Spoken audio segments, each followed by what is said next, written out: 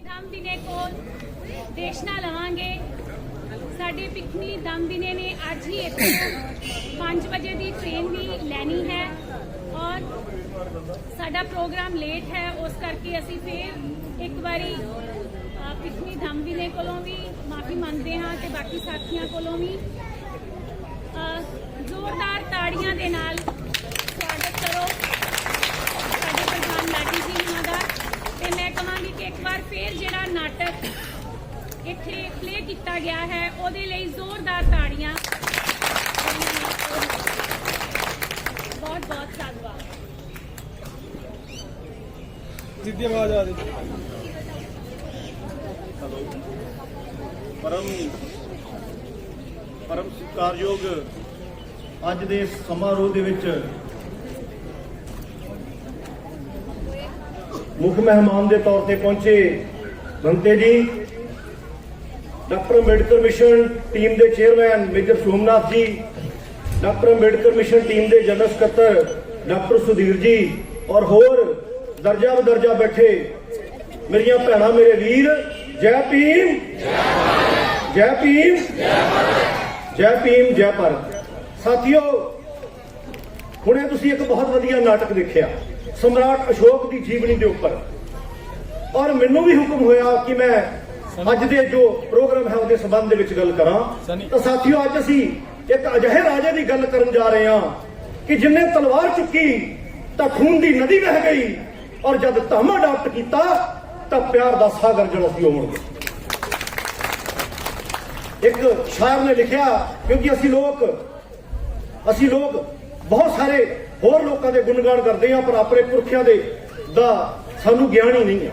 ਇੱਕ ਸ਼ਾਇਰ ਨੇ ਲਿਖਿਆ, ਕਹਿੰਦਾ ਅਬ ਬ੍ਰਹਮ ਲੇਖ ਕੀ ਬਾਤ ਨਹੀਂ, ਅਬ ਸ਼ਿਲਾ ਲੇਖ ਕੀ ਬਾਤ ਕਰੋ। ਤਾਂ ਪਿੱਛੇ ਕੋ ਮੈਨੂੰ ਕਹਿ ਰਿਹਾ ਸੀ ਕਿ ਬਹੁਤ ਅਸ਼ਲੀਲਤਾ ਫੈਲ ਗਈ ਇੰਡੀਆ ਦੇ ਵਿੱਚ।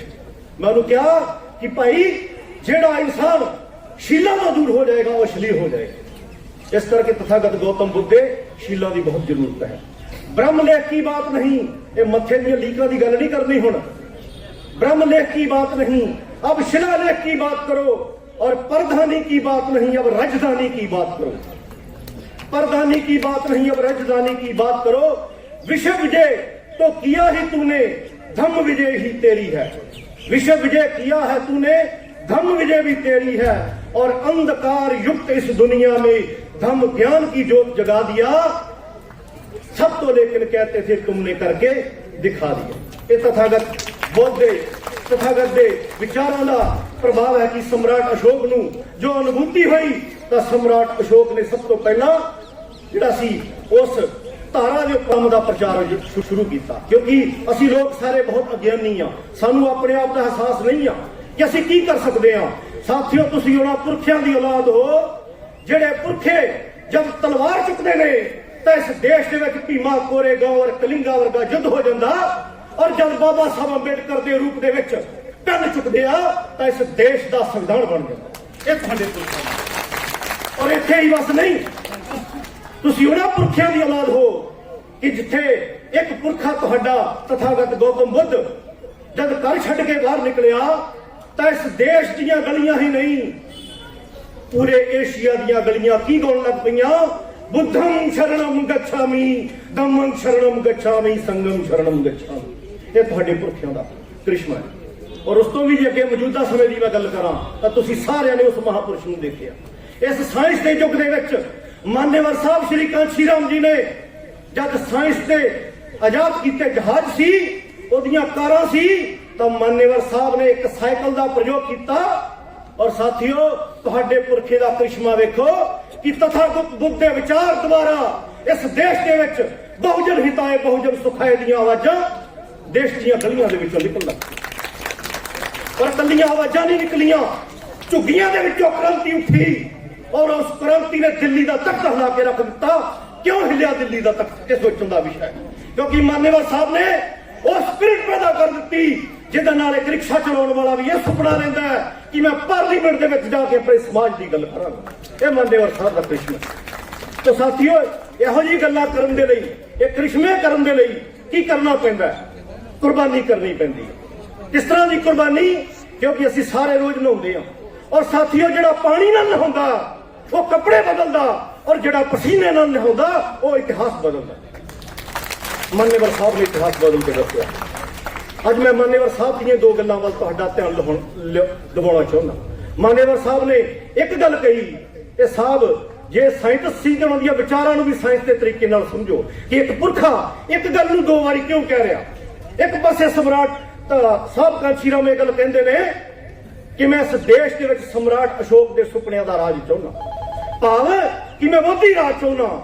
ਔਰ ਦੂਸਰੇ ਪਾਸੇ ਕੀ ਕਹਿੰਦੇ ਨੇ ਕਿ ਮੈਂ ਇਸ ਦੇਸ਼ ਦੇ ਲੋਕਾਂ ਨੂੰ ਇਹ ਗੱਲ ਕਹੂੰਗਾ ਕਿ ਭਾਈ ਤੁਸੀਂ ਬੁੱਧ ਧਰਮ ਦੀ ਸ਼ਰਨ ਜਾਓ। ਕਿਆ ਦੋਨਾਂ ਗੱਲਾਂ ਦੇ ਵਿੱਚ ਕੋਈ ਫਰਕ ਹੈ ਸਾਥੀਓ? ਕਿਆ ਦੋਨਾਂ ਗੱਲਾਂ ਦੇ ਵਿੱਚ ਕੋਈ ਫਰਕ ਹੈ?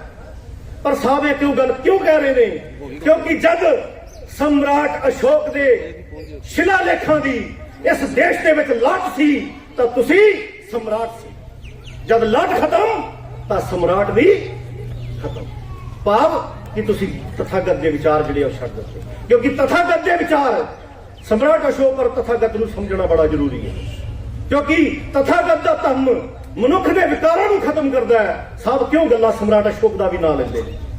ਤਥਾਗਤ ਦਾ ਧੰਮ ਮਨੁੱਖ ਦੇ ਵਿਕਾਰਾਂ ਨੂੰ ਖਤਮ ਕਰਦਾ ਹੈ ਔਰ ਸਮਰਾਟ ਅਸ਼ੋਕ ਦਾ ਧੰਮ ਰਾਸ਼ਟਰ ਦੇ ਵਿਕਾਰਾਂ ਨੂੰ ਖਤਮ ਕਰਦਾ, ਭਾਵ ਕਿ ਰਾਸ਼ਟਰ ਵੀ ਜਿਹੜਾ ਹੈ ਉਹ ਮਨੁੱਖ ਦੇ ਨਾਲ ਬਣਦਾ। ਇਸ ਕਰਕੇ ਤਥਾਗਤ ਸਮਰਾਟ ਅਸ਼ੋਕ ਦੇ ਸੁਪਨਿਆਂ ਦਾ ਰਾਜ ਵੀ ਚਾਹੁੰਦੇ ਨੇ ਸਾਹਿਬ ਕਾਂਸ਼ੀ ਰਾਮ।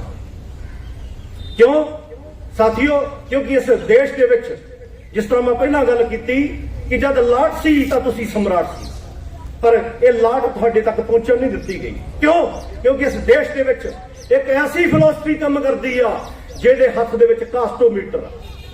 ਉਹ ਕਾਸਟ ਵੇਖ ਕੇ ਤੁਹਾਡੇ ਚਿਹਰੇ ਦੇਖ ਕੇ ਤੁਹਾਡੇ ਨਾਲ ਨਿਰਣੇ ਕਰਦੇ ਨੇ। ਇੱਕ ਸਾਥੀ ਮੈਨੂੰ ਕਹਿ ਰਿਹਾ ਸੀ, ਕਹਿੰਦਾ ਜਿਹੜੀ ਮੌਜੂਦਾ ਸਰਕਾਰ ਚੱਲ ਰਹੀ ਆ ਇਹਦੀ ਵਿਦੇਸ਼ ਨੀਤੀ ਬਹੁਤ ਵਧੀਆ, ਬਹੁਤ ਸਾਰੇ ਵਿਦੇਸ਼ੀ ਜਿਹੜੇ ਨੇ ਉਹ ਸਾਡੇ ਨਾਲ ਸੰਧੀ ਕਰ ਰਹੇ ਨੇ, ਬਹੁਤ ਸਾਰੇ ਦੇਸ਼ ਜਿਹੜੇ ਨੇ ਉਹ ਸਾਡੇ ਨਾਲ ਵਪਾਰ ਕਰ ਰਹੇ ਨੇ। ਮੈਂ ਉਹਨੂੰ ਕਿਹਾ, ਮੈਂ ਕਿਹਾ ਤੈਨੂੰ ਇਤਿਹਾਸ ਦੀ ਜਾਣਕਾਰੀ ਨਹੀਂ, ਕਿਉਂਕਿ ਜੇ ਤੈਨੂੰ ਇਤਿਹਾਸ ਦੀ ਜਾਣਕਾਰੀ ਹੁੰਦੀ ਤਾਂ ਤੂੰ ਕਹਿ ਰਿਹਾ ਕਿ ਇਸ ਸਮੇਂ ਮੌਜੂਦਾ ਸਮੇਂ ਦੇ ਵਿੱਚ ਸਾਡੀ ਵਿਦੇਸ਼ ਨੀਤੀ ਬਹੁਤ ਵਧੀਆ।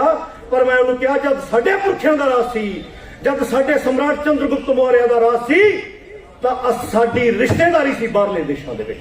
ਔਰ ਤੁਸੀਂ ਸਭ ਜਾਣਦੇ ਹੋਗੇ ਕਿ ਸਮਰਾਟ ਚੰਦਰਗੁਪਤ ਮੌਰਿਆ ਦੀ ਇੱਕ ਪਤਨੀ ਜਿਹਦਾ ਨਾਮ ਹੈਲਨਾ ਸੀ, ਉਹ ਸੈਲੂਕਸ ਨਿਕੇਟਰ ਦੀ ਜਿਹੜੀ ਸੀ ਉਹ ਬੇਟੀ ਸੀ। ਤਾਂ ਸਾਡੀ ਤਾਂ ਰਿਸ਼ਤੇਦਾਰੀ ਸੀ, ਸਾਡੀ ਤਾਂ ਨਾਨਕੇ ਸੀ ਉਸ ਟਾਈਮ ਤੇ, ਅੱਜ ਤੋਂ ਕੋਈ 2000 ਸਾਲ ਪਹਿਲਾਂ। ਸੋ ਇਸ ਕਰਕੇ ਸਾਥੀਓ ਸਾਡੇ ਪੁਰਖਿਆਂ ਦਾ ਇਤਿਹਾਸ ਜਿਹੜਾ ਉਹਨੂੰ ਛਪਾਉਣ ਦੇ ਲਈ ਛਪਾਇਆ ਗਿਆ, ਤੁਹਾਡੇ ਤੱਕ ਇਹ ਗੱਲਾਂ ਜਿਹੜੀਆਂ ਉਹ ਪਹੁੰਚ ਨਹੀਂ ਸਕੀਆਂ। ਕਾਰਨ ਕੀ ਆ? ਕਿਉਂਕਿ ਅੱਜ ਸਮਰਾਟ ਅਸ਼ੋਕ ਦੇ ਵਿਜੇ ਦਸ਼ਮੀ ਦੀ ਗੱਲ ਆ ਤਾਂ ਸਮਰਾਟ ਅਸ਼ੋਕ ਦੀ ਇੱਕ ਗੱਲ ਕਰਨਾ ਚਾਹੁੰਦਾ। ਅੱਜ ਭਾਰਤ ਦਾ ਜਿਹੜਾ ਏਰੀਆ ਆ ਉਹ ਲਗਭਗ 33 ਲੱਖ ਵਰਗ ਕਿਲੋਮੀਟਰ ਆ।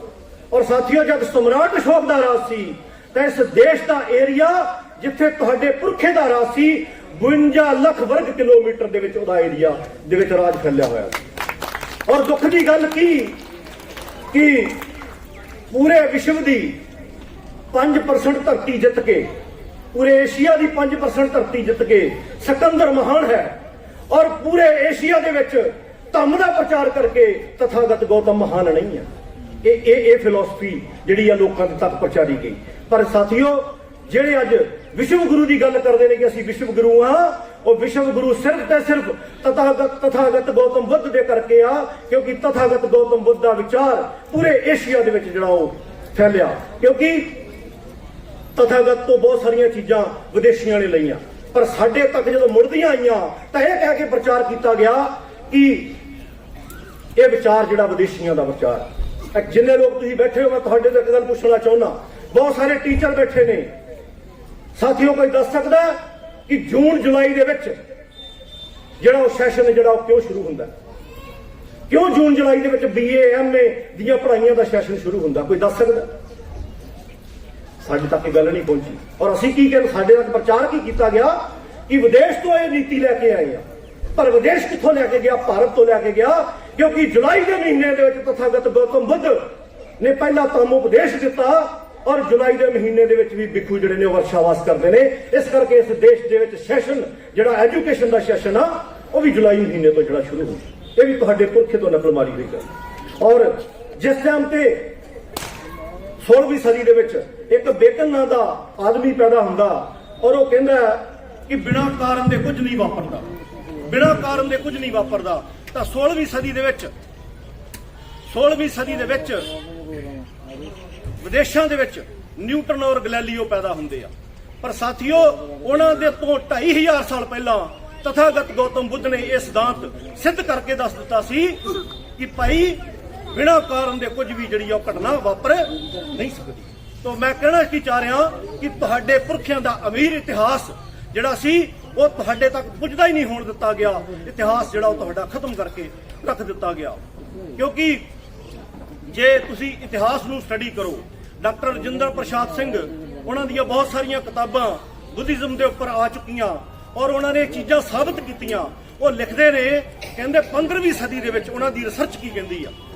15ਵੀਂ ਸਦੀ ਦੇ ਵਿੱਚ ਬਰਮਾ ਦਾ ਰਾਜਾ ਧਮਚੇਤੀ ਉਹ ਆਪਣੇ ਦੇਸ਼ ਦੇ ਲੋਕਾਂ ਨੂੰ ਕਹਿੰਦਾ ਕਿ ਮੈਂ ਤੁਹਾਨੂੰ, ਮੇਰੀ ਇੱਛਾ ਮੈਂ ਤੁਹਾਨੂੰ ਸਮਰਾਟ ਅਸ਼ੋਕ ਦੇ ਸੁਪਨਿਆਂ ਦਾ ਰਾਜ ਦਵਾਂ। ਭਾਵ ਕਿ ਜਿੱਥੇ ਅਸ਼ੋਕ ਨੂੰ ਖਤਮ ਕੀਤਾ ਜਾ ਰਿਹਾ ਉਸ ਟਾਈਮ ਤੇ ਹੀ ਵਿਦੇਸ਼ਾਂ ਦੀ ਧਰਤੀ ਦੇ ਉੱਪਰ ਸਮਰਾਟ ਅਸ਼ੋਕ ਦਾ ਜਿਹੜਾ ਨਾਂ ਸੀ, ਸਮਰਾਟ ਅਸ਼ੋਕ ਦੇ ਨਾਂ ਦੇ ਨਾਲ ਲੋਕ ਆਪਣਾ ਨਾਂ ਜਿਹੜਾ ਉਹ ਜੋੜਨਾ ਚਾਹੁੰਦੇ ਨੇ।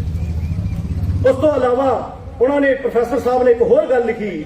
ਉਹ ਕਹਿੰਦੇ ਕਿ ਚੀਨ ਦਾ ਰਾਜਾ, ਉਹਨਾਂ ਨੇ ਉਹਦਾ ਬਕਾਇਦਾ ਨਾਂ ਲਿਖਿਆ ਲਿਆਂਗ ਉਡੀ, ਔਰ ਉਹ ਕਹਿੰਦਾ ਕਿ ਚੀਨ ਦੇ ਰਾਜੇ ਨੇ ਉਸ ਟਾਈਮ ਤੇ ਚੀਨ ਦੇ ਵਿੱਚ ਸਮਰਾਟ ਅਸ਼ੋਕ ਦੀ ਮੂਰਤੀ ਲਗਵਾਈ ਔਰ ਉਹਨਾਂ ਨੇ ਕਿਹਾ, ਆਪਣੇ ਉਹ ਤਰਸਦੇ ਸੀ ਕਿ ਕੋਈ ਸਾਨੂੰ ਸਮਰਾਟ ਅਸ਼ੋਕ ਦਾ ਨਾਂ ਦੇਵੇ।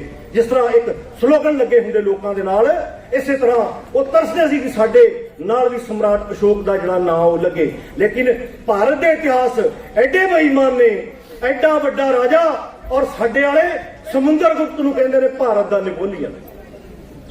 ਭਾਰਤ ਦਾ ਅਸ਼ੋਕ, ਵਿਦੇਸ਼ੀ ਅਸ਼ੋਕ ਦਾ ਨਾਂ ਲੈਣਾ ਚਾਹੁੰਦੇ ਨੇ ਔਰ ਸਾਡੇ ਵਾਲੇ ਕੀ ਕਹਿੰਦੇ ਨੇ ਕਿ ਅਸੀਂ, ਇਹ ਸਾਡਾ ਨੇਪੋਲੀਅਨ। ਤਾਂ ਸਾਥੀਓ, ਫਾਹੀਆਨ ਦੇ ਨਾਲ ਇੱਕ ਚੀਨੀ ਯਾਤਰੀ ਆਇਆ, ਉਹਦਾ ਵੀ ਪ੍ਰੋਫੈਸਰ ਸਾਹਿਬ ਨੇ ਜ਼ਿਕਰ ਕੀਤਾ। ਉਹ ਕਹਿੰਦਾ ਤਾਓਚੀ ਨਾਂ ਦਾ ਇੱਕ ਚੀਨੀ ਆਇਆ ਔਰ ਉਹਨੇ ਆਪਣੀ ਡਾਇਰੀ ਦੇ ਵਿੱਚ ਲਿਖਿਆ, ਗੱਲ ਬਹੁਤ ਗੰਭੀਰ ਹੈ, ਸਮਝਣ ਵਾਲੀ ਹੈ। ਉਹਨੇ ਆਪਣੀ ਡਾਇਰੀ ਦੇ ਵਿੱਚ ਲਿਖਿਆ, ਕਹਿੰਦਾ ਫਾਹੀਆਨ, ਮੈਂ ਤੇਰੇ ਨਾਲ ਆ ਕੇ ਗਿਆ ਪਰ ਮੈਂ ਹੁਣ ਵਾਪਸ ਆਪਣੇ ਦੇਸ਼ ਚੀਨ ਨਹੀਂ ਜਾਵਾਂਗਾ। ਕਿਉਂ ਨਹੀਂ ਜਾਵਾਂਗਾ? ਕਹਿੰਦਾ ਇਤਨਾ ਸੁੰਦਰ ਦੇਸ਼, ਇੰਨਾ ਸੋਹਣਾ ਦੇਸ਼।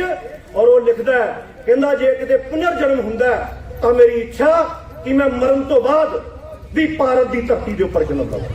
ਔਰ ਉਹਨਾਂ ਨੇ ਆਪਣੀ ਚੀਨ, ਕੋਰੀਆ ਔਰ ਜਾਪਾਨ ਜਿਹੜਾ ਆ ਕੁਝ ਦਿਨ ਪਹਿਲਾਂ ਇੱਕ ਬਹਿਸ ਚੱਲ ਰਹੀ ਸੀ ਫੇਸਬੁੱਕ ਦੇ ਉੱਪਰ, ਸਾਡੇ ਇੱਕ ਸਾਥੀ ਨੇ ਲਿਖਿਆ ਸੀ ਸਵਰਗ ਦੇ ਬਾਰੇ ਦੇ ਵਿੱਚ। ਤਾਂ ਪ੍ਰੋਫੈਸਰ ਸਾਹਿਬ ਲਿਖਦੇ ਆ, ਕਹਿੰਦੇ ਚੀਨ, ਜਾਪਾਨ ਔਰ ਕੋਰੀਆ ਦੀ ਜਿਹੜੀ ਡਿਕਸ਼ਨਰੀ ਆ ਉਹਦੇ ਵਿੱਚ ਭਾਰਤ ਨੂੰ ਹੀ ਸਵਰਗ ਕਿਹਾ ਜਾਂਦਾ, ਲੇਕਿਨ ਭਾਰਤ ਦੇ ਮੂਰਖ ਲੋਕ ਆਕਾਸ਼ ਦੇ ਵਿੱਚ ਕੋਈ ਸਵਰਗ ਨੂੰ ਲੱਭ ਰਹੇ, ਆਕਾਸ਼ ਦੇ ਸਵਰਗ ਦੇ ਵਿੱਚ ਲੱਭ ਰਹੇ ਨੇ। ਤਾਂ ਸਾਥੀਓ, ਅੱਜ ਸਮਰਾਟ ਅਸ਼ੋਕ ਦੇ ਕਲਿੰਗ ਯੁੱਧ ਦੀ ਗੱਲ ਆ ਤਾਂ ਮੈਂ ਵੀ ਉਹਦੇ ਤੇ ਹੀ ਗੱਲ ਕਰਨਾ ਚਾਹਾਂਗਾ। ਕਿਉਂਕਿ ਸਾਥੀਓ, ਮੈਂ ਸਮਝਦਾ ਕਿ ਕਲਿੰਗਾ ਦੇ ਯੁੱਧ ਦੇ ਵਿੱਚ ਜਿੰਨੇ ਲੋਕ ਮਰੇ, ਸਮਰਾਟ ਵੀ ਉਹਦੇ ਤੋਂ ਚਿੰਤਤ ਹੋਏ, ਲੇਕਿਨ ਮੈਂ ਸਮਝਦਾ ਕਿ ਉਹ ਲੋਕ ਮਰੇ ਨਹੀਂ, ਉਹ ਸ਼ਹੀਦ ਹੋਏ। ਕਿਉਂਕਿ ਜੇ ਉਹ ਨਾ ਸ਼ਹੀਦ ਹੁੰਦੇ ਤਾਂ ਸਾਨੂੰ ਧੰਮ ਅਸ਼ੋਕ ਨਾ ਮਿਲਦਾ, ਸਾਨੂੰ ਧੰਮ ਅਸ਼ੋਕ ਨਾ ਮਿਲਦਾ। ਕਿਉਂਕਿ ਸਮਰਾਟ ਅਸ਼ੋਕ ਸਾਡੇ ਜਿੰਨੇ ਵੀ ਅੰਬੇਡਕਰਾਈਟ ਲੋਕ ਆ, ਇਹ ਸਾਡੇ ਸਾਰਿਆਂ ਦੀ ਪ੍ਰੇਰਨਾ ਸਰੋਤ ਹੋਣੇ ਚਾਹੀਦੇ ਨੇ। ਕਿਉਂ ਪ੍ਰੇਰਨਾ ਸਰੋਤ ਹੋਣੇ ਚਾਹੀਦੇ ਆ? ਕੁਝ ਦਿਨ ਪਹਿਲਾਂ ਸਾਡੀ ਇੱਕ ਗੱਲ ਚੱਲ ਰਹੀ ਸੀ ਤਾਂ ਡਾਕਟਰ ਸੁਧੀਰ ਨੇ ਲਿਖਿਆ ਕਿ ਹੁਣ ਵਿੱਚ ਵਾਲਾ ਮੇਲ ਨਹੀਂ ਚੱਲੂਗਾ, ਕਿ 4 ਦਿਨ ਅੰਬੇਡਕਰਿਜ਼ਮ ਦਾ ਕੰਮ ਕੀਤਾ, 5ਵੇਂ ਦਿਨ ਕੋਈ ਬਹਾਨਾ ਮਾਰ ਕੇ ਘਰ ਬੈਠ ਗਏ। ਤਾਂ ਡਾਕਟਰ ਸਾਹਿਬ ਲਿਖ ਰਹੇ ਸੀ ਹੁਣ 100 ਡਿਗਰੀ ਟੈਂਪਰੇਚਰ ਤੇ ਸਾਨੂੰ ਉਬਲਣਾ ਪਏਗਾ ਜੇ ਦੁਸ਼ਮਣ ਦੇ ਨਾਲ ਟੱਕਰ ਲੈਣੀ ਆ। ਔਰ ਇਹ ਸਮਰਾਟ ਅਸ਼ੋਕ ਸਾਡੇ ਲਈ ਇੱਕ ਪ੍ਰੇਰਨਾ ਹੈ। ਜੇ ਸਮਰਾਟ ਅਸ਼ੋਕ ਦੇ ਜੀਵਨ ਵੱਲ ਤੁਸੀਂ ਝਾਤੀ ਮਾਰੋ ਤਾਂ ਸਮਰਾਟ ਅਸ਼ੋਕ ਨੇ ਜਦ ਰਾਜ ਲੈਣਾ ਸੀ ਤਾਂ ਸਮਰਾਟ ਅਸ਼ੋਕ ਨੇ ਹਿੰਸਾ ਦੀ ਹੱਦ ਪਾਰ ਕਰ ਦਿੱਤੀ। ਆਪਣੇ ਜਿਹੜੇ ਅਯੋਗ ਭਰਾ ਸੀ ਉਹਨਾਂ ਨੂੰ ਇੱਕ ਪਾਸੇ ਕਰਕੇ ਰਾਜ ਜਿਹੜਾ ਸੀ ਉਹਨੂੰ ਹਾਸਲ ਕੀਤਾ। ਸਮਰਾਟ ਅਸ਼ੋਕ ਨੇ ਇੱਕ ਹਿੰਸਾ ਦੀ ਹੱਦ ਵੀ ਪਾਰ ਕਰ ਦਿੱਤੀ। ਔਰ ਸਮਰਾਟ ਅਸ਼ੋਕ ਜਦ ਯੁੱਧ ਕਰਨ ਤੇ ਆਏ ਤਾਂ ਜਿਸ ਰਾਜ ਨੂੰ ਚੰਦਰਗੁਪਤ ਮੌਰਿਆ ਔਰ ਬਿੰਦੂਸਾਰ ਮੌਰਿਆ ਵੀ ਨਹੀਂ ਸੀ ਜਿੱਤ ਪਾਏ, ਉਸ ਰਾਜ ਨੂੰ ਸਮਰਾਟ ਅਸ਼ੋਕ ਨੇ ਜਿੱਤ ਕੇ ਫਤਿਹ ਕੀਤਾ ਔਰ ਲੱਖਾਂ ਲੋਕਾਂ ਦਾ ਕੰਮ ਕਰ ਦਿੱਤਾ। ਕਤਲ ਕਰ ਦਿੱਤਾ। ਔਰ ਇੱਕ ਸ਼੍ਰੋਮਣੀ ਵਿਖੂ ਦੇ ਦੇਖੋ ਅਸ਼ੋਕ ਦੀ ਮਹਾਨਤਾ ਦੇਖੋ, ਲੱਖਾਂ ਲੋਕਾਂ ਦਾ ਕਤਲ ਕਰ ਰਿਹਾ। ਔਰ ਕਤਲ ਕਰਨ ਦੇ ਬਾਅਦ ਰਾਜੇ ਦੇ ਦਰਬਾਰ ਦੇ ਵਿੱਚ ਕੀ ਹੋਣਾ ਚਾਹੀਦਾ ਸੀ? ਉਤਸਵ ਹੋਣਾ ਚਾਹੀਦਾ ਸੀ, ਨਾਚ ਗਾਣ ਹੋਣਾ ਚਾਹੀਦਾ ਸੀ। ਲੇਕਿਨ ਤੁਹਾਡੇ ਪੁਰਖੇ ਦੀ ਸੰਜੀਦਗੀ ਦੇਖੋ ਕਿ ਇੱਕ ਸ਼੍ਰੋਮਣੀ ਵਿਖੂ ਤੋਂ ਜਦ ਉਹਨਾਂ ਨੇ ਤਮ ਵਚਨ ਸੁਣੇ ਤਾਂ ਅਸ਼ੋਕ ਦਾ ਹਿਰਦੇ ਪਰਿਵਰਤਿਤ ਹੋ ਗਿਆ। ਸਮਰਾਟ ਨੇ ਕੀ ਕਿਹਾ? ਸਮਰਾਟ ਅਸ਼ੋਕ ਨੇ ਲੱਖਾਂ ਲੋਕਾਂ ਦਾ ਕਤਲ ਕਰਨ ਤੋਂ ਬਾਅਦ ਸਮਰਾਟ ਅਸ਼ੋਕ ਨੇ ਜਦ ਇਹ ਵਚਨ ਸੁਣੇ ਤਾਂ ਸਮਰਾਟ ਅਸ਼ੋਕ ਆਪਣੇ ਰਾਜ ਦੇ ਵਿੱਚ ਕੀ ਕਰ ਰਹੇ ਨੇ? ਉਤਸਵ ਨਹੀਂ ਮਨਾ ਰਹੇ। ਸਮਰਾਟ ਅਸ਼ੋਕ ਸ਼ੋਕ ਮਨਾ ਰਹੇ। ਸਮਰਾਟ ਨੇ ਜਦੋਂ ਉਸ ਚੀਜ਼ ਦਾ ਉਹਨਾਂ ਨੂੰ ਪਤਾ ਲੱਗਾ ਕਿ ਹਿੰਸਾ ਜਿਹੜੀ ਆ ਬਹੁਤ ਬੁਰੀ ਆ, ਤਾਂ ਸਮਰਾਟ ਦੀ ਸੰਜੀਦਗੀ ਦੇਖੋ ਕਿ ਸਮਰਾਟ ਆਪਣੇ ਰਾਜ ਦੇ ਵਿੱਚ ਜਿਹੜਾ ਉਹ ਮਾਤਮ ਮਨਾ ਰਿਹਾ। ਜਦ ਕਿ ਕੋਈ ਸਾਡੇ ਵਰਗਾ ਵੀ ਹੁੰਦਾ, ਛੋਟੇ ਜਿਹੇ ਫੈਸਟੀਵਲ ਤੇ ਵੀ ਅਸੀਂ ਢੋਲ ਢਮੱਕੇ ਨਾਲ ਆਪਣਾ ਜਿਹੜਾ ਉਹ ਜੀਵਨ ਸ਼ੁਰੂ ਕਰ ਦਿੰਦੇ ਆ। ਕਿਉਂਕਿ ਸਾਥੀਓ, ਜਦ ਧੰਮ ਚੱਕਰ, ਜਦ ਉਂਗਲੀ ਦਾ ਚੱਕਰ ਚੱਲਦਾ ਹੈ ਤਾਂ ਕਿਸੇ ਦਾ ਕਤਲ ਹੁੰਦਾ, ਔਰ ਜਦ ਧੰਮ ਚੱਕਰ ਚੱਲਦਾ ਤਾਂ ਮਾਨਵਤਾ ਆਬਾਦ ਹੋ ਜਾਂਦੀ। ਔਰ ਸਮਰਾਟ ਅਸ਼ੋਕ ਨੇ ਤਥਾਗਤ ਗੌਤਮ ਬੁੱਧ ਦੇ ਉਹੀ ਧੰਮ ਚੱਕਰ ਨੂੰ ਗਤੀਮਾਨ ਕੀਤਾ। ਔਰ ਹਿੰਸਾ ਦਾ ਪ੍ਰਾਚਿਤ ਕਰਨ ਦੇ ਲਈ ਸਮਰਾਟ ਅਸ਼ੋਕ ਨੇ ਰਣਬੇਰੀ ਨੂੰ ਬੰਦ ਕਰਕੇ ਧੰਮਬੇਰੀ ਦਾ ਆਗਾਜ਼ ਕੀਤਾ ਔਰ ਲੋਕਾਂ ਦੇ ਕਲਿਆਣ ਦੇ ਰਸਤੇ ਜਿਹੜੇ ਆ ਖੋਲ ਦਿੱਤੇ। ਔਰ ਕ੍ਰਿਸ਼ਮਾ ਕੀ ਹੋਇਆ ਕਿ ਜਿੱਥੇ ਦੇਵਤਾ ਔਰ ਮਨੁੱਖ, ਦੇਵਤਾ ਭਾਵ ਜਿਹੜਾ ਵਿਪਰ ਸੀ, ਜਿਹੜੀ ਕਾਸਟ ਸਿਸਟਮ ਸੀ, ਉਹ ਵੀ ਸਮਰਾਟ ਅਸ਼ੋਕ ਨੇ ਖਤਮ ਕਰ ਦਿੱਤਾ। ਦੇਵਤਾ ਔਰ ਮਨੁੱਖ ਇੱਕ ਬਰਾਬਰ ਜਿਹੜੇ ਉਹ ਬੈਠ ਗਏ। ਦੇਵਤਾ ਔਰ ਮਨੁੱਖ ਵੀ ਇੱਕ ਬਰਾਬਰ ਬੈਠ ਗਏ। ਜਾਤੀ ਦਾ ਟੋਟਲ ਉਹਨਾਂ ਨੇ ਵਿਨਾਸ਼ ਕਰ ਦਿੱਤਾ। ਔਰ ਸਮਰਾਟ ਦੀ ਦਾਨ ਕਰਨ ਦੀ ਵੀ ਇੱਕ ਅਲੱਗ ਹੀ ਐਗਜ਼ਾਮਪਲ ਹੈ। ਜਦ ਦਾਨ ਕਰਨ ਤੇ ਆਏ, ਅਸੀਂ ਕੀ ਦਾਨ ਕਰ ਸਕਦੇ? ਅਸੀਂ ਕੋਈ ਅਨਾਜ ਦਾਨ ਕਰਾਂਗੇ, ਅਸੀਂ ਕੋਈ ਪੈਸੇ ਦਾਨ ਕਰਾਂਗੇ, ਲੇਕਿਨ ਸਮਰਾਟ ਅਸ਼ੋਕ ਜਦ ਦਾਨ ਕਰਨ ਤੇ ਆਏ ਤਾਂ ਸਮਰਾਟ ਅਸ਼ੋਕ ਨੇ ਆਪਣੇ ਜਿਗਰ ਦੇ ਟੋਟੇ ਤੱਕ ਧੰਮ ਦੇ ਲਈ ਦਾਨ ਕਰ ਦਿੱਤੇ। ਇਹ ਸਮਰਾਟ ਅਸ਼ੋਕ ਦੀ ਮਹਾਨਤਾ ਹੈ।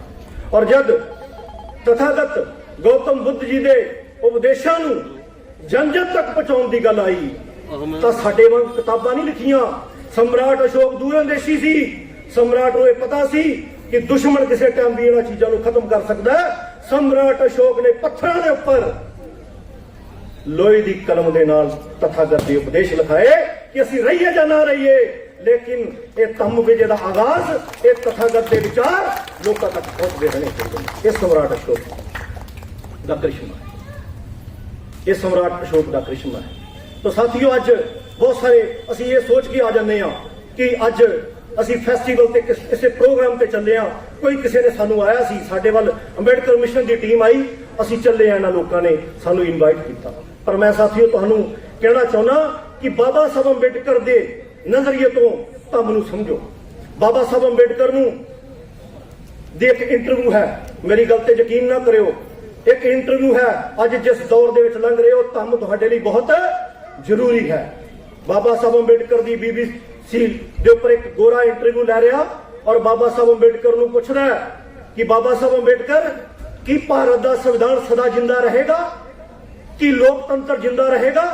ਤਾਂ ਬਾਬਾ ਸਾਹਿਬ ਉਹਨੂੰ ਜਵਾਬ ਦਿੰਦੇ ਨੇ ਕਿ ਇਹ ਸੰਵਿਧਾਨ ਖਤਮ ਹੋ ਜਾਏਗਾ ਔਰ ਲੋਕਤੰਤਰ ਵੀ ਖਤਮ ਹੋ ਜਾਏਗਾ। ਤਾਂ ਕਹਿੰਦਾ ਫਿਰ ਬਾਬਾ ਸਾਹਿਬ, ਤੇਰੇ ਲੋਕਾਂ ਦਾ ਕੀ ਬਣੇਗਾ? ਕੀ ਕਰੋਗੇ ਤੁਸੀਂ? ਤਾਂ ਬਾਬਾ ਸਾਹਿਬ ਅੰਬੇਡਕਰ ਨੇ ਕਿਹਾ ਕਿ ਇਹਦੇ ਬਰਾਬਰ ਸਾਨੂੰ ਇੱਕ ਵਿਵਸਥਾ ਜਿਹੜੀ ਉਹ ਖੜੀ ਕਰਨੀ ਪਏਗੀ। ਤਾਂ ਬਾਬਾ ਸਾਹਿਬ ਅੰਬੇਡਕਰ ਨੇ ਸਾਥੀਓ ਉਹ ਵਿਵਸਥਾ ਖੜੀ ਕਰਨ ਦਾ ਸੁਝਾਅ ਨਹੀਂ ਦਿੱਤਾ। ਬਾਬਾ ਸਾਹਿਬ ਅੰਬੇਡਕਰ ਨੇ ਉਹ ਵਿਵਸਥਾ ਖੜੀ ਕੀਤੀ।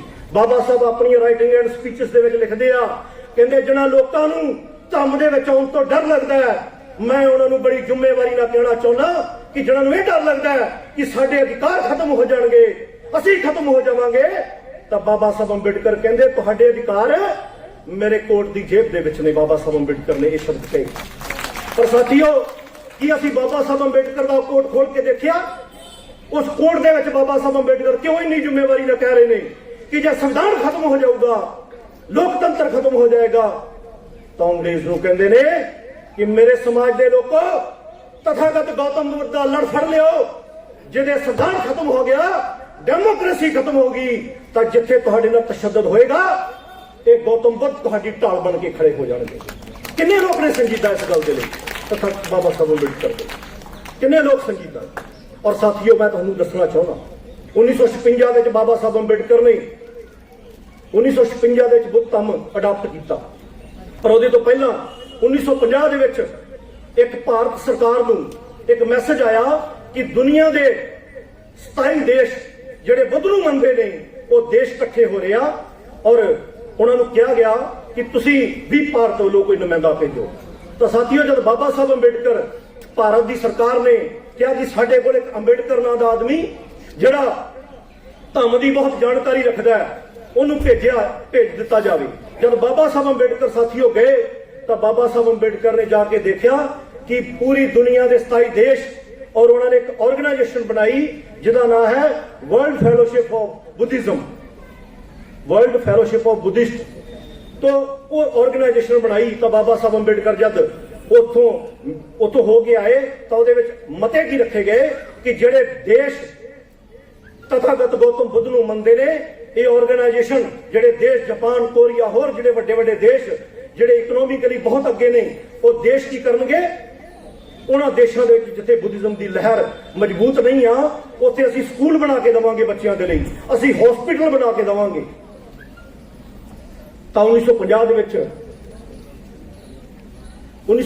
ਵਿੱਚ ਬਾਬਾ ਸਾਹਿਬ ਅੰਬੇਡਕਰ ਜਿਹੜੇ ਆ ਉਹ ਉੱਥੋਂ ਆ ਗਏ। ਮੈਂ ਥੋੜੀ ਆਪਣੀ ਗੱਲ ਵਿੱਚੋਂ ਸਕਿਪ ਕਰਦਾ ਕਿਉਂਕਿ ਟਾਈਮ ਜ਼ਿਆਦਾ ਹੋ ਗਿਆ। ਤੋ ਸਾਥੀਓ, 1952 ਦੇ ਵਿੱਚ ਬਾਬਾ ਸਾਹਿਬ ਅੰਬੇਡਕਰ ਉੱਥੇ ਨਹੀਂ ਜਾ ਪਾਏ। 1954 ਦੇ ਵਿੱਚ ਬਾਬਾ ਸਾਹਿਬ ਅੰਬੇਡਕਰ ਗਏ ਤਾਂ ਬਾਬਾ ਸਾਹਿਬ ਅੰਬੇਡਕਰ ਨੇ ਇੱਕ ਗੱਲ ਕਹੀ ਉੱਥੋਂ ਦੇ ਲੋਕਾਂ ਨੂੰ, ਕਹਿੰਦੇ ਕਿ ਤੁਸੀਂ ਇੱਥੇ ਬੁੱਧਿਜ਼ਮ ਦਾ ਪ੍ਰਚਾਰ ਕਰਨਾ ਚਾਹੁੰਦੇ ਹੋ ਔਰ ਇੱਥੇ ਲੋਕਾਂ ਦਾ ਭਲਾ ਕਰਨਾ ਚਾਹੁੰਦੇ ਹੋ, ਸਾਥੀਓ ਮੇਰੇ ਦੇਸ਼ ਦੇ ਵਿੱਚ ਆਓ, ਕਿਉਂਕਿ ਬੁੱਧਿਜ਼ਮ ਦਾ ਪ੍ਰਚਾਰ ਤੁਹਾਡੇ ਦੇਸ਼ ਤਾਂ ਆਲਰੇਡੀ ਬੁੱਧਿਸਟ ਨੇ, ਜਿੱਥੇ ਬੁੱਧਿਜ਼ਮ ਦੀ ਲੋੜ ਹੈ ਤੁਸੀਂ ਉਹਨਾਂ ਦੇਸ਼ਾਂ ਦੇ ਵਿੱਚ ਆਓ। ਔਰ 1954 ਦੇ ਵਿੱਚ ਉਸ ਜਿਹੜੀ ਆਰਗੇਨਾਈਜੇਸ਼ਨ ਸੀ ਉਹਦੇ ਜਿਹੜੇ ਮੈਂਬਰ ਸੀ ਉਹ ਲਗਭਗ 54 ਦੇਸ਼ ਹੋ ਚੁੱਕੇ ਸੀ। ਔਰ ਸਾਥੀਓ, ਅੱਜ ਦੇ ਸਮੇਂ ਦੇ ਵਿੱਚ 1956 ਚ ਬਾਬਾ ਸਾਹਿਬ ਅੰਬੇਡਕਰ ਸਾਥੋਂ ਚਲੇ ਗਏ ਔਰ ਅੱਜ ਉਹਦੇ ਦੁਨੀਆ ਦੇ ਵਿੱਚ 135 ਦੇਸ਼ ਜਿਹੜੇ ਨੇ ਉਹ ਉੱਥੇ ਉਹਦੇ ਮੈਂਬਰ ਨੇ। ਪਰ ਦੁੱਖ ਦੀ ਗੱਲ ਹੈ ਕਿ ਜਦੋਂ ਇੱਥੇ ਐਟਰੋਸਿਟੀ ਹੁੰਦੀ ਹੈ ਤਾਂ ਮੈਸੇਜ ਇਹ ਜਾਂਦਾ ਹੈ ਕਿ ਇੱਕ ਚਮਾਰ ਨੂੰ ਕੁੱਟਿਆ ਗਿਆ, ਇੱਕ ਮਹਾਸ਼ੇ ਨੂੰ ਕੁੱਟਿਆ ਗਿਆ, ਇੱਕ ਭੰਗੀ ਨੂੰ ਕੁੱਟਿਆ ਗਿਆ। ਜਦ ਇਹ ਮੈਸੇਜ ਆਊਗਾ ਕਿ ਇੱਕ ਬੁੱਧਿਸਟ ਤੇ ਐਟਰੋਸਿਟੀ ਹੋਈ ਤਾਂ 135 ਦੇਸ਼ ਇਹਨਾਂ ਦੀਆਂ ਨਾਸਾਂ ਬੰਦ ਕਰਕੇ ਰੱਖ ਦੇਣਗੇ। ਇਹ ਬਾਬਾ ਸਾਹਿਬ ਅੰਬੇਡਕਰ ਦਾ ਵਿਜ਼ਨ ਸੀ, ਇਹ ਬਾਬਾ ਸਾਹਿਬ ਅੰਬੇਡਕਰ ਦਾ ਵਿਜ਼ਨ ਸੀ। तो इस करके साथियों, अज भी ऑर्गेनाइजेशन जी काम करती आ, पर सानू मूर्ख बनाया जा रहा। किस तरह मूर्ख बनाया जा रहा? एक किताब शांतनु गुप्ता ने पिछे जी लिखी, वो किताब का नाम है ए monk who become chief minister. पर कौन है वो? जोगी आ। विश्व की नज़र दे विच तुसीं भारत के बोधी नहीं हो जिहड़े बुद्ध का प्रचार कर रहे हो। साडे बहुत सारे भिखू पूजने भंते जी बैठे ने, ये बुद्धिस्ट नहीं आ। विदेशियों की नज़र दे विच नरेंद्र मोदी जिहड़ा है वो बुद्धिस्ट है, नीतू अंबानी बुद्धिस्ट है, तुसीं सुनी होगी, देखी होगी वीडियो। और नाल दी नाल कौन बुद्धिस्ट है? योगी आदित्यनाथ भी जिहड़ा है वो की है, वो बुद्धिस्ट है। तो इस करके साथियों, जे आपां इस एट्रोसिटी तो बचना, जे संविधान साडा खत्म कर रहा दुश्मन, तो साडी ये ड्यूटी बनती आ कि असीं तथागत गौतम बुद्ध दे लड़ लगिए। साडे नाल रोज एट्रोसिटी हो रही। और मैं तुहाडे तो अंत विच इहो ही कहना चाहुंदा कि साथियों, दुश्मन ने साडी हर चीज ते कब्जा कर लिया। एक शायर ने लिखिया, कहंदा सारनाथ बोध गया महू मांग रहा है। रोज साडियां धीआं भैणां दे बलात्कार भी हुंदे ने। कहंदा सारनाथ बोध गया महू मांग रहा है, दुश्मन हमारी माँ बेटी और बहू मांग रहा है। तैयार खुद को रख मैदान जंग के लिए, क्योंकि आंदोलन एक बार फिर से लहू मांग रहा है। तो इस करके साथियों, सानू जे बाबा साहब अंबेडकर के सच्चे फॉलोअर ते नाल दी नाल जिहड़े लोग बैठे ने, मैं उन्हां नूं भी कहना चाहुंदा कि साथियों, सानू तुहाडे सहयोग की बहुत लोड़ है। तुसीं साडा सहयोग करो। असीं वो चेंज जिहड़ी इस देश दे विच बाबा साहब अंबेडकर मान्यवर साहब लैके आए सी, वो लोग वही चेंज असीं चाहुंदे आ। क्योंकि कहते धरा भी साथ दे तो कोई और बात है, तू जरा भी साथ दे तो कोई और बात है, तू जरा भी साथ दे तो कोई और बात है। चल तो मैं एक पांव से भी सकता हूं, लेकिन दूसरा भी साथ दे तो कुछ और बात है। जय भीम, जय भारत, नमो बुद्धाय, जय सम्राट अशोक। बहुत बहुत साधुवाद केवल कृष्ण लाडी जी।